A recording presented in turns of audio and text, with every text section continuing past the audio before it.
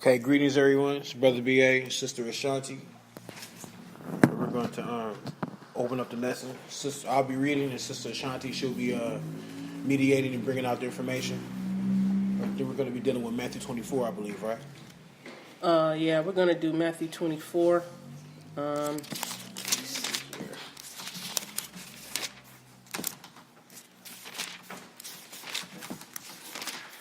There's been a lot of stuff going on in society. You know, we got a couple of weeks ago, we got that false alarm about the electric magnetic pulse and all that, and Sis decided to put some information together concerning these doomsday slash preppers slash give you a warning and all this stuff about Christ coming back at this time and all that. A lot of that's been going on the last couple of months, so we want to examine that thoroughly in Matthew 24 and what the Messiah said prior to about his coming.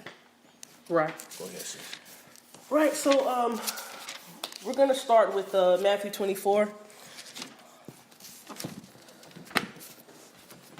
And thank you, Brother BA, for giving an overview. I was definitely inspired to say something about this because it had me double-checking myself and my heart and my spirit. There's a lot of what you would call it fearmongers amongst us, and when you have more fearmongers around you than you thought you had more people with faith, you know there should be a red flag going up. You know what I mean? So we do have to make sure we don't go in a panic mode. You know what I mean? Panic mode doesn't help anything get accomplished when the need arises. You know what I mean? So as bearers of the word and the light and the truth, we must stay ready. You know what I mean? And make sure we don't just do a Sabbath service and have lessons just to talk and spread some knowledge. There's application of knowledge. You know what I'm saying? There's application of knowledge. So, BA, start with, and I'm going to be stopping you in between verses. So start with Matthew 24, verse 1. Matthew 24, verse 1, it reads, "And Jesus went out and departed from the temple, and his disciples came to him for to show him the buildings of the temple. And Jesus said unto them, See ye not all these things? Verily I say unto you, there shall not be left here one stone upon another, that thou shalt not be thrown down." Verse 3. As he sat upon the Mount of Olives, that's his favorite spot. Yeah. The disciples came unto him privately, saying, Tell us, when shall these things be? That's one. And what shall be the sign of thy coming and the end of the age or the world? All right. So, pause right there. I know me and you talked about this before. It's like two separate questions are being asked of the Messiah. But it looks like there's three. It does. Right? Because when you see, it says, tell us when these things shall be, talking about the temple. Right. And what shall be the sign of thy coming and the end of the world. So that's three questions to me. Right. So the thing about passages in the Bible are, even though the scriptures and verses are numbered in here, it doesn't necessarily tell you, okay, at verse 7, we're answering question number 1. At verse 12, we're answering question number 2. It doesn't tell you that. It's just not a verbatim book. You know, context is going to tell you, and subject matter is going to tell you when questions are being answered. So we're going to go over that today too. All right. The spirit as well. Spirit. Yeah. Okay. Let's see here. I got my notes. Okay. Continue on down to verse 22. 22. Skip to verse 22? No. Keep reading verse 4 to 22. Verse 4. And Jesus answered and said unto them, Take heed that no man deceive you. For many shall come in my name, saying, I am Christ, and shall deceive many. And ye shall hear of wars, rumors of wars. See that ye be not troubled. For all these things must come to pass, but the end is not yet. So we see. For nation shall rise against nation, and kingdom against kingdom. And there shall be famines and pestilence and earthquakes in divers places. All these are the beginnings of sorrows, the beginnings. Then shall they deliver you up to be afflicted, and shall kill you, and ye shall be hated of all nations for my name's sake. And then shall many be offended, and shall betray one another, and shall hate one another. And many false prophets shall rise, and shall deceive many. And because iniquity shall abound, the love of many shall wax cold. But he that shall endure unto the end, the same shall be saved. And this gospel of the kingdom shall be preached in all the world for a witness unto all nations. And then shall the end come. When therefore shall see the abomination of desolation spoken by Daniel the prophet stand in the holy place. Whoso readeth, let him understand. That's a whole other topic. But, but then let them which be in Judea flee into the mountains. Now notice he said those who are in Judea flee to the mountains. So if we're in California, do you think that's talking about us? I just want to make sure, because there's a doctrine that teaches that, you got to go somewhere in Africa and flee. Yeah, I heard about that. Yeah, that's what they tell us. Yeah. Right. Let him which is on the out. And then this is how they built the rapture. Let him which is on the housetop not come down to take anything out of his house. Neither let him which is in the field return back and take his clothes. And woe unto them that are with child, and to them that give suck in those days. But pray ye that your flight be not in the winter, neither on the Sabbath day. Now, why would he mention that? Don't travel in winter and don't travel in the Sabbath? Sometimes true. Because the seventh day is the final day of rest. That's when the Messiah. Yeah. Ain't that something? But when we point that out, something's wrong with us. Yeah. Verse 21. For then shall be great tribulation, such as was not since the beginning of the world to this time, nor ever shall be. And except those days be shortened, there should be no flesh saved. But for the elect's sake, those days shall be shortened. All right. So verses 4 to 22, they seem to answer the first question from verses 1 to 3. What was the first question? The first question was, tell us when shall these things be? When the physical temple would be destroyed. And we know the physical temple, right? Jerusalem was destroyed in 70 AD.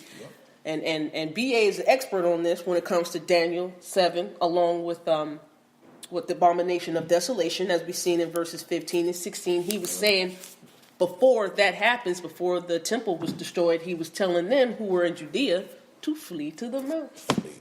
Right? What you think about that, the analysis of verse 4 to 22, answering the first question? It's commonly taught that, and we're not saying the Bible teaches it, but individuals have said that Jesus ignored their first question. Do you guys, we just read pretty much from 4 to 22. Did he ignore anything? What was your first question? The first question was, tell us when shall these things be? So the Messiah is talking about the destruction of the temple. Right. But people people have come out publicly and said he ignored their first question. But as you can see, we just pretty much read most of it. So, and let me see. You said the first question, right? The first question is in the answer in verse 2 it says, and Yeshua, Jesus said to them, do you not see all these? Truly I say to you, not one stone of the physical temple, right, shall be left here upon another at all, which shall not be thrown down. And the disciples came back and said, well, when is this going to happen? Right. The temple. Right. That's you know what I'm saying? And then, so the Messiah went into a whole, because a lot of people think that he ignored the first question. He didn't. No. He just answered it a long about way. Yeah, he went about it totally. Because in this society, we think, answer it this way, answer it that way. No. The Messiah, he's going to answer the question. He's just not going to answer it according to how you want him to answer. Correct. That's pretty much what it is right here. There, right. Also, that's also contrasting. He said in John, they thought he was talking about the temple building. Right. Talking about himself. Right. So they still looking for actual stones. Right. Yeah, was it an earthquake? Was it, Right. we're Right. talking about an actual building. Right. Yeah. That's what they thought, Not he made was with talking hands. about, Exactly. you know, so. Exactly. That's part of the problem nowadays, is they forget that the temple is what you walk in Exactly. and not, Right. someplace that you go. Exactly. Like we can read in Isaiah chapter 11, when a lot of the brothers who reject Christ, they don't see Christ in that. But the way it's written, it talks about how he's going to be a stem from Jesse, or a descendant of David, and he's going to usher in justice. Mm-hmm. But a lot of the brothers who reject Christ, they expect the Messiah to come and just do everything instantly.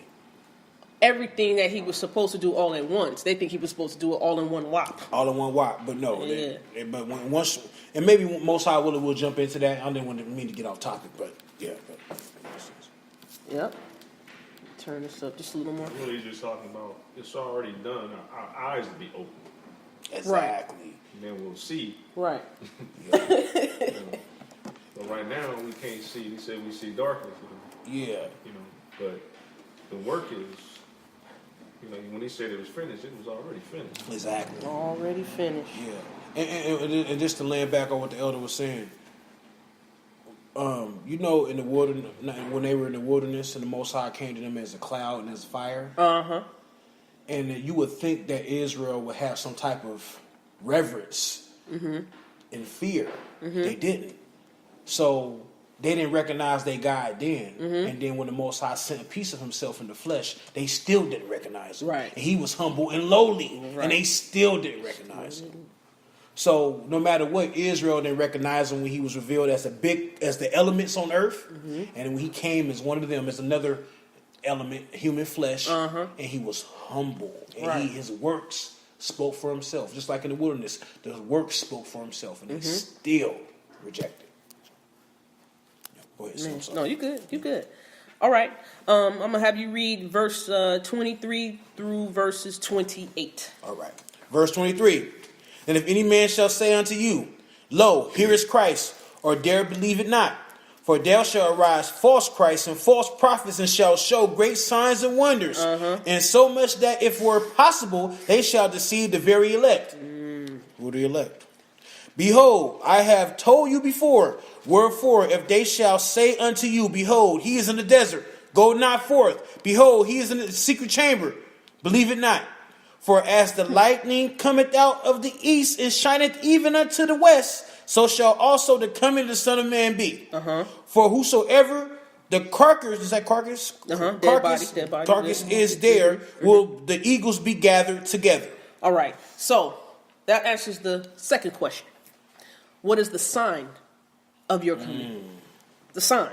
Verses 23 through 28. That's what I'm saying, the blockage. And I had to go back and relook at this and see when the questions are being answered, because I think that's the difficulty when people try to teach lessons about the coming and the end days, and when they get into some doctrine in it. Right. So I had to go back and examine. I'm like, he's answering these questions, but it's not going to tell you verbatim when exactly he starts answering the question. So I had to go back and do some study, some praying, and I'm like, okay, get the context first. So that's answering the second question. That's the sign, symbol of the coming. All right.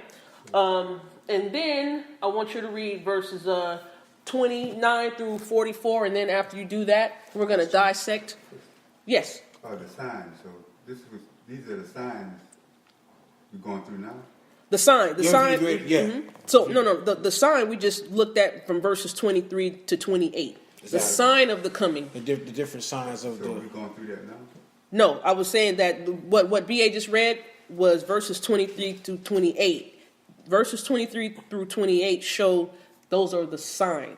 Yes. Okay. So are we going through that? He's now? going through the signs now, or we're going to? No, we're going to. Day, no, in this oh, current are day and we going age. through the signs now? Yeah. That's a good question. I would say yeah. I would say yeah. Yeah, most definitely. I would. I would Agree say with that. I agree with that. Verse 29, you said? Yeah, I would say, yeah. Verses 29 through 44. And then after you read that, we're going to, Do some examining. we're going to do some examining. So, All right. Immediately after the tribulation of those days shall the sun be darkened, and the moon shall not give her light, and the stars shall fall from heaven, and the powers of the heavens shall be shaken. Can I just stop right there real quick?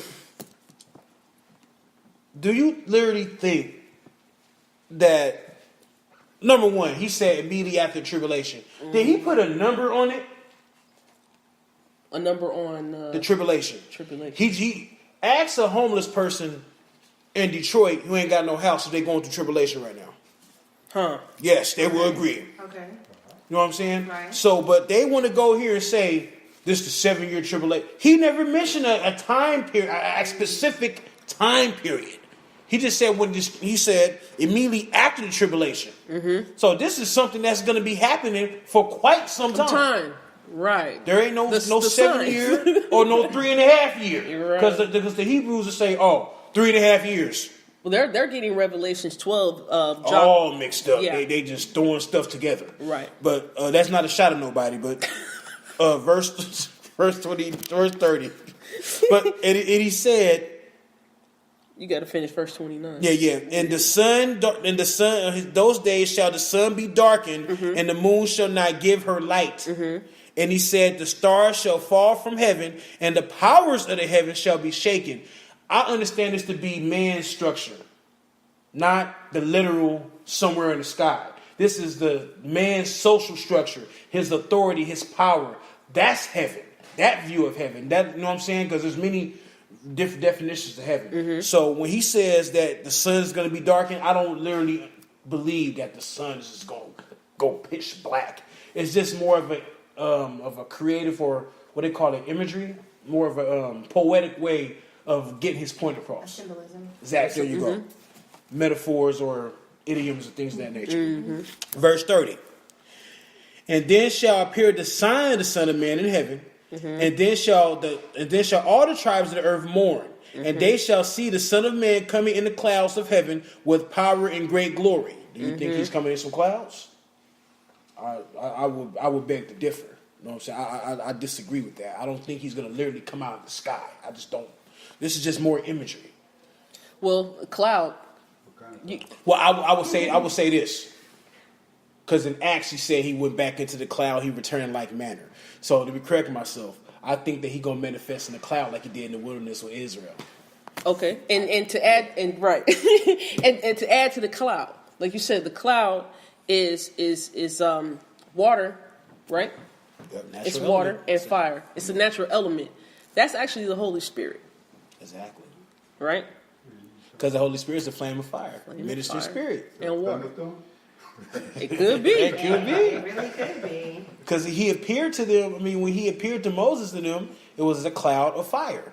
You can read that in Judges chapter 13 when was that Samson's mother, I believe, and he appeared. It was a dark smoke cloud. They were saying. I'm verbatim. I'm not saying it verbatim. I'm not going verbatim, but it was like a dark cloud that she saw. You know what I'm saying? But let me get back. I'm sorry, I'm going to get off. You good?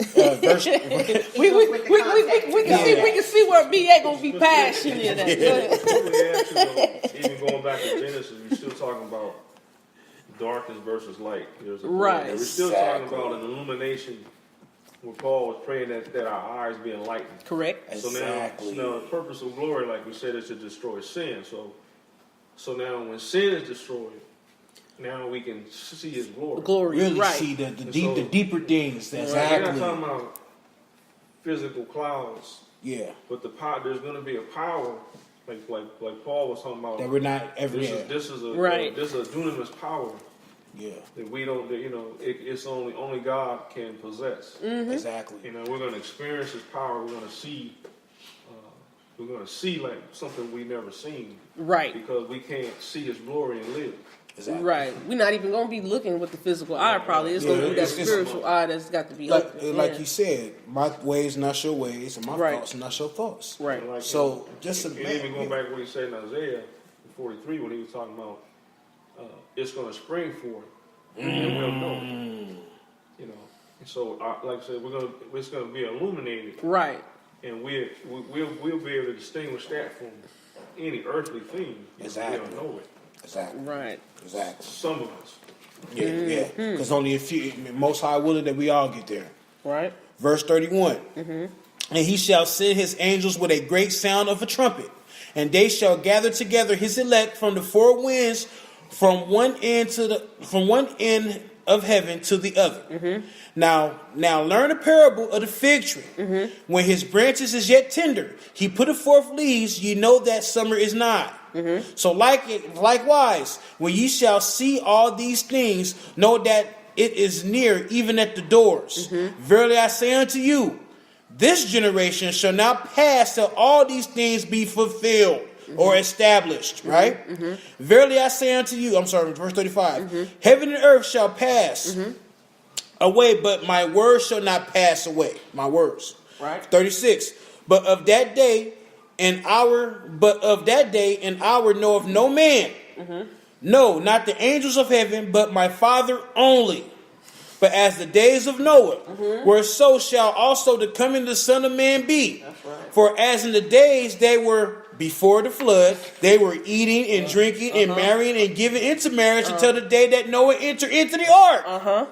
And knew not until the flood came and took them all away. So shall also the coming of the Son of Man be. Then shall two be in the field, and one shall be taken and the other left. There goes that rapture thing again. They like to say that's the rapture.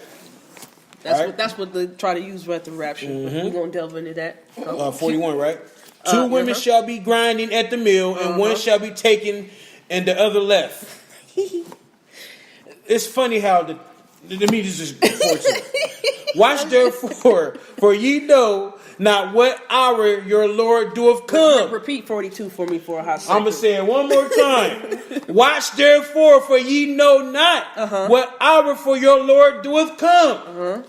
But know this, that if the good man of the house had known in what watch the thief would come, he would have watched and would not have suffered his house to be broken up. Verse 44. 44 is the kicker.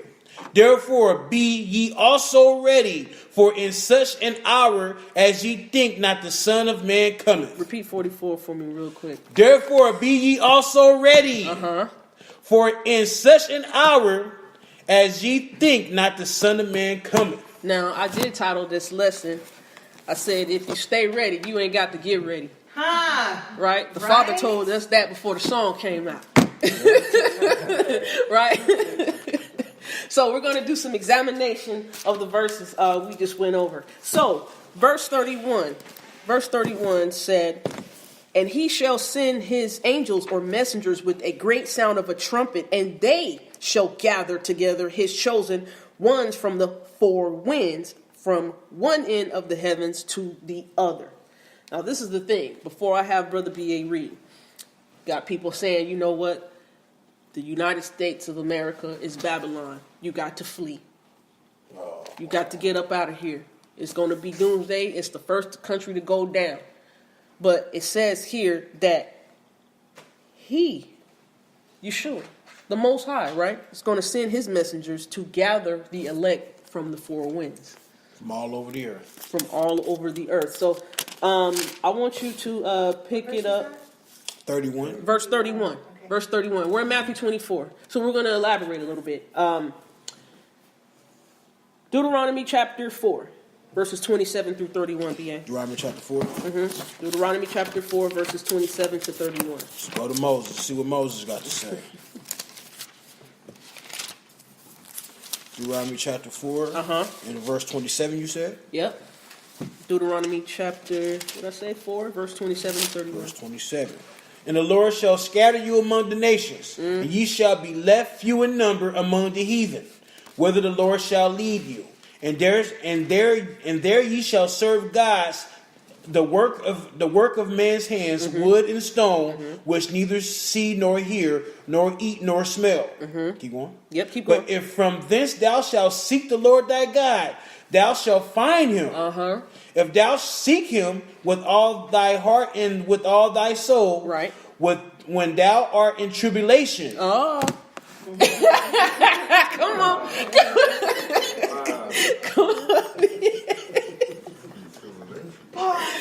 gonna do when you in tribulation? Keep reading.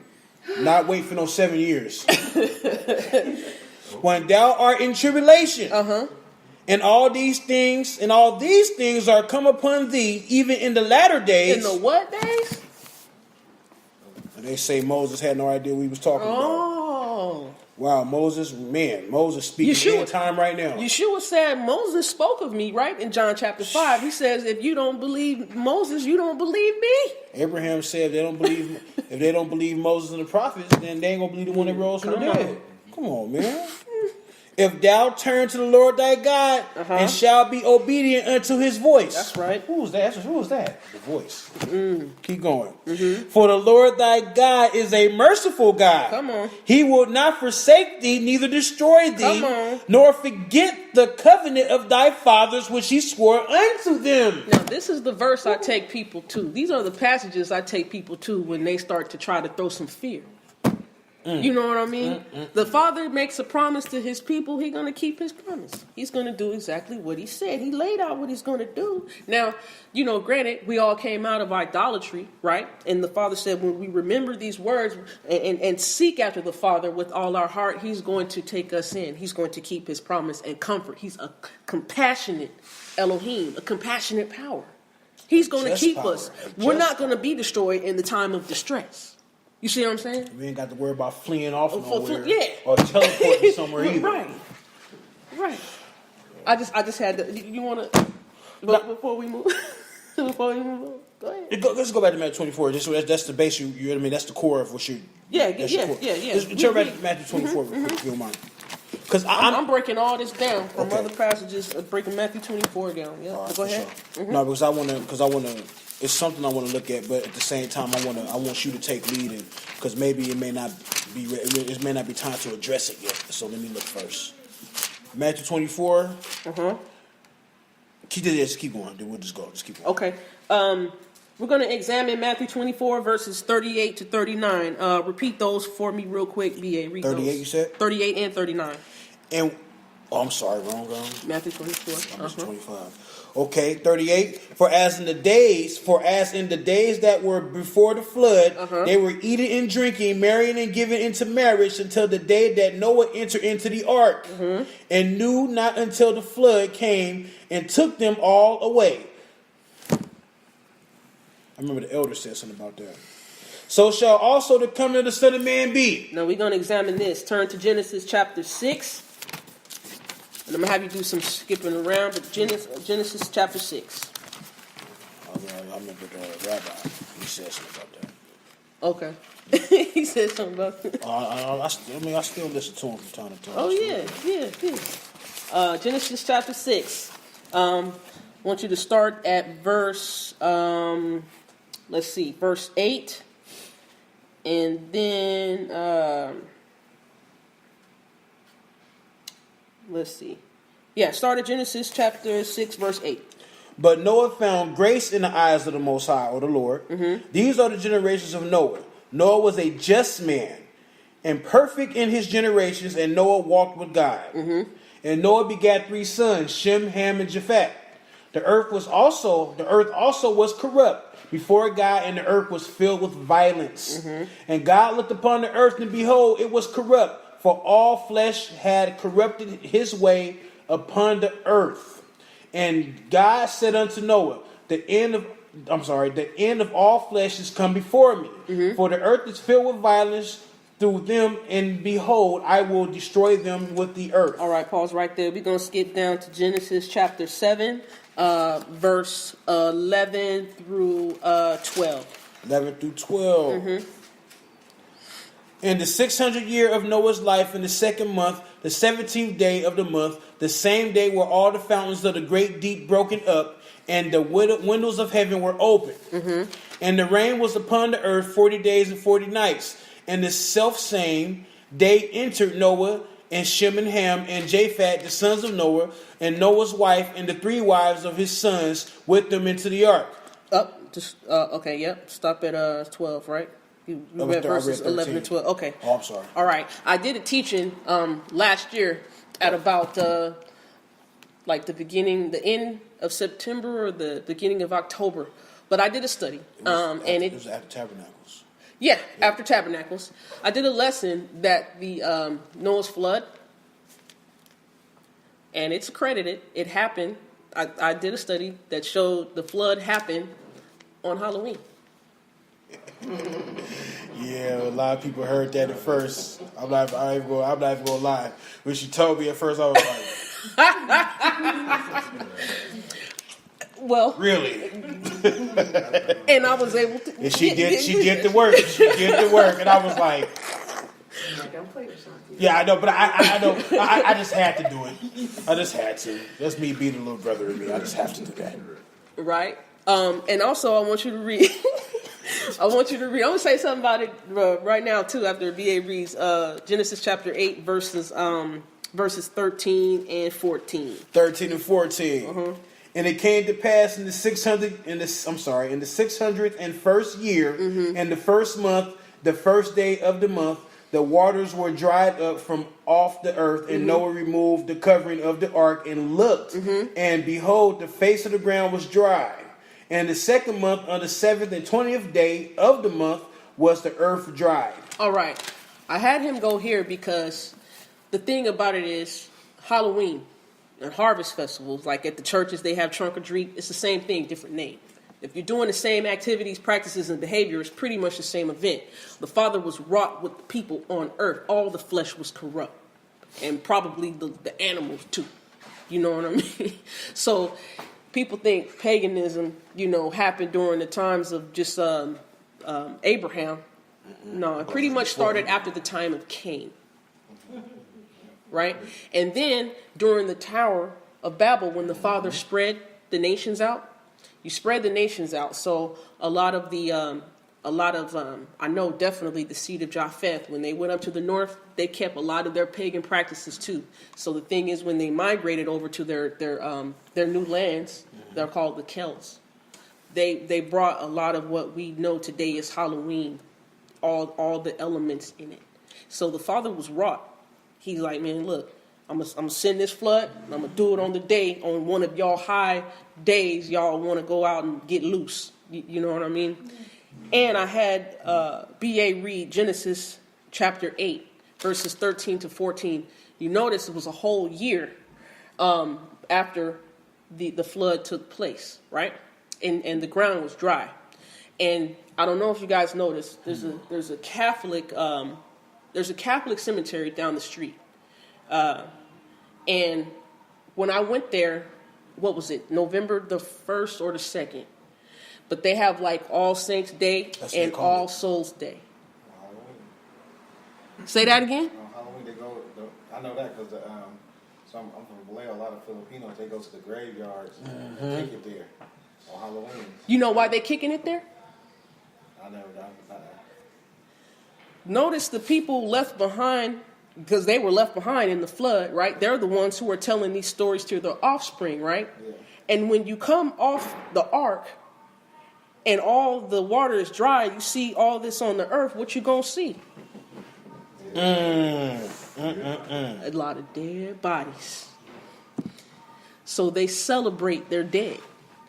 That cemetery down the street was packed on November the 2nd. I wish I could have took a video picture, but yeah, I just had to throw that in there real quick. But it's the serious stuff. All right, let's go to Genesis 23 verse 1. 23. Yep, Genesis 23 verse 1. I'm gonna try not to be long in this. Also, good. Take your time. Yep. Genesis 23 verse 1.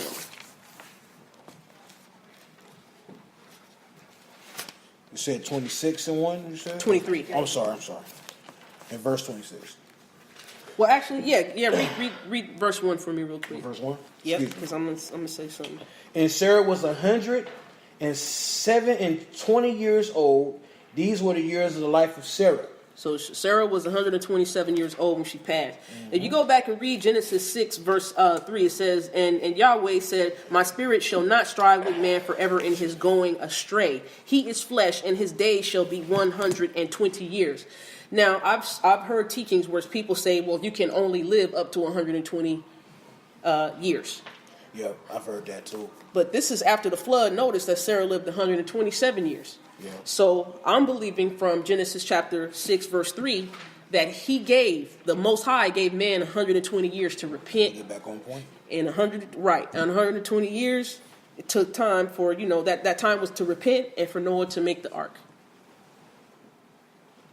Right? It took 120 years. He gave man 120 years That's to repent. plenty of time. That's beyond time. That's like, That's beyond time. That's a few lifetimes. Right. but don't a lot of people commonly say, "Oh, that guy in the Old Testament, he was mean." Me was me. That's mercy. That's grace. Right. But I thought grace was a New Testament thing. See? You give Noah 120 years to live. No. 120 years to repent, turn from their wicked ways. Oh, he gave the people. He gave Yeah, the no, people yes, sir. 120 years Oh, okay. to return from their wicked ways. Because we do see people living past 120 years old, even after the flood. But in that time, he was having Noah build the ark because he was setting it up, saying like, "This is how much time y'all got." But did they know how much time they had? Let's check. Let's go to Yeah. 2 Peter. Let's go to 2 Peter chapter 4. I'm glad you said that. Let's go to 2 Peter chapter 4. Because people will come out and tell you Christ is coming back November 14th, 2017. Christ said no. So the Most High speak. Oh, 2 Peter chapter 2. Sorry. Yep, 2 Peter chapter 2. So the Most High going to talk to you and tell you when Christ coming back before him? Right. I mean, that just don't make no sense to me.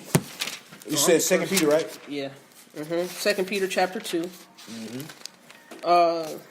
Verses 4 through 11. Please read that. For if God spared not the angels that sinned, but cast them down to hell, and delivered them into chains of darkness to be reserved unto judgment, and spared not the old wrath, but saved Spell Noah. not the old world. I'm Yeah, sorry, yeah, I'm not going to read too It's like, fast. And spared not the old world, but saved Noah, the eighth person, and preacher of righteousness, And bringing you in say that again. preacher of righteousness, bringing in the flood upon the world of the ungodly. Pause right there. What did he say Noah was? A preacher. A preacher to the who? A preacher of righteousness. So he was preaching for 120 years. And notice again in verse 5 it said, "And spared not the old world, but saved Noah, the eighth person." The eighth person. Eight is the number of new beginnings. Ain't that something? Yeah. We read that Noah found grace Uh-huh.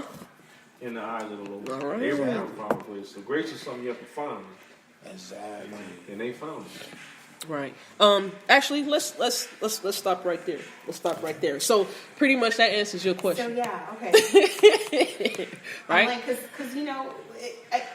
I ask because for myself, but also because close there's this door. somebody else that may Brother. watch this and want to know, like, okay, and how long did it take them? How long did it not take them? And we have biblical evidence that God does not give you forever to keep doing what you're doing. If you're not living by his ordinances, he gonna take you out. It's not always when you die, you get it good. No, he took you out because you wasn't doing right. Yeah. Exactly. All right. Now we're going to examine Matthew 24, verses 40 and 41. And one thing that's key is 40 and 41. Yeah, I want to. Yeah, this is the one. This the one. Really?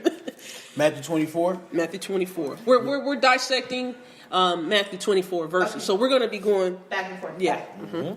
I just want to make sure my thumb is still right. Oh, that's all good. Oh yeah. Verse 40. I'm gonna pick up right there. Then shall two be in the field. The one shall be taken, and the other left. Right. Let me see. 41. Two women shall be grinding at the mill. The one shall be taken, and the other left. Right.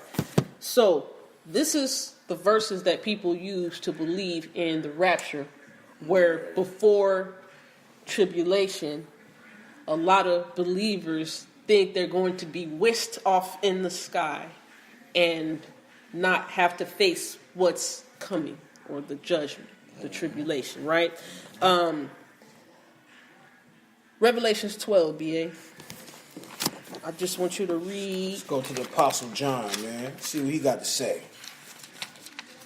I want you to read verses 1 to 6. 1 through 6. Yeah. Revelations 12, verses 1 to 6. And it reads, "And there appeared a great wonder in heaven, a woman clothed with the sun and the moon under her feet, and upon her head a crown of 12 stars." You know what that is? 12 stars symbolic of Israel. Israel. So this woman is Israel.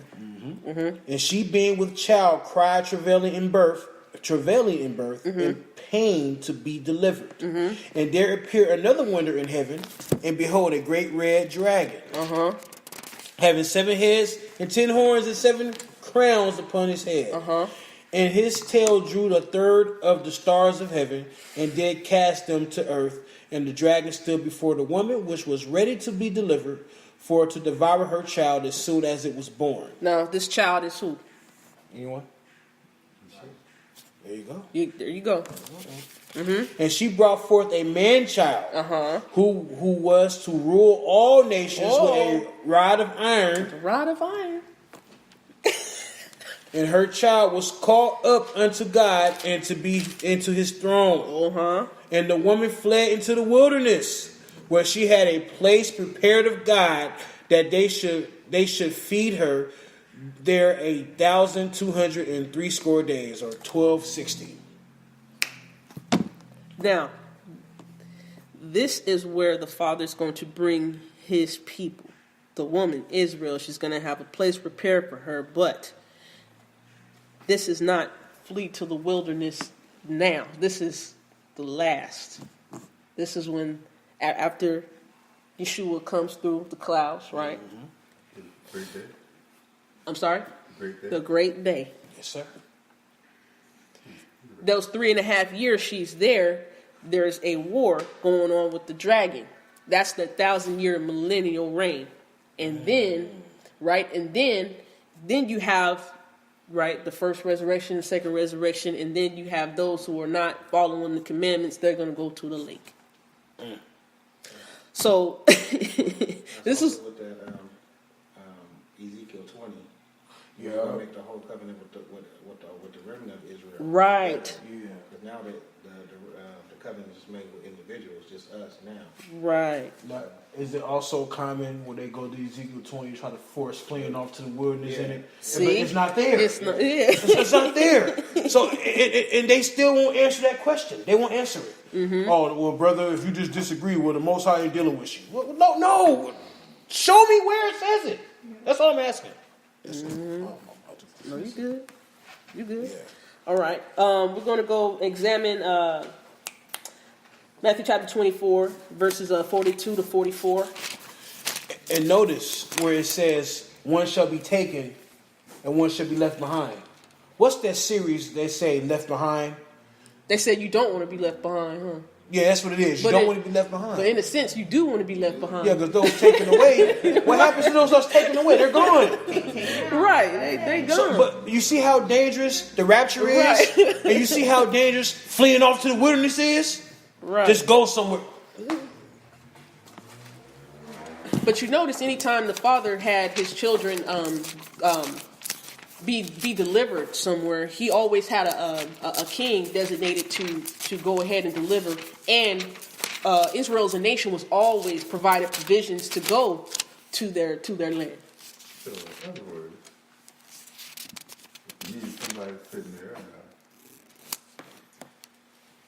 I'll disappear and need say, flood take me away, and mean I wasn't right. Pretty much. There you go, Elder. Okay, all right.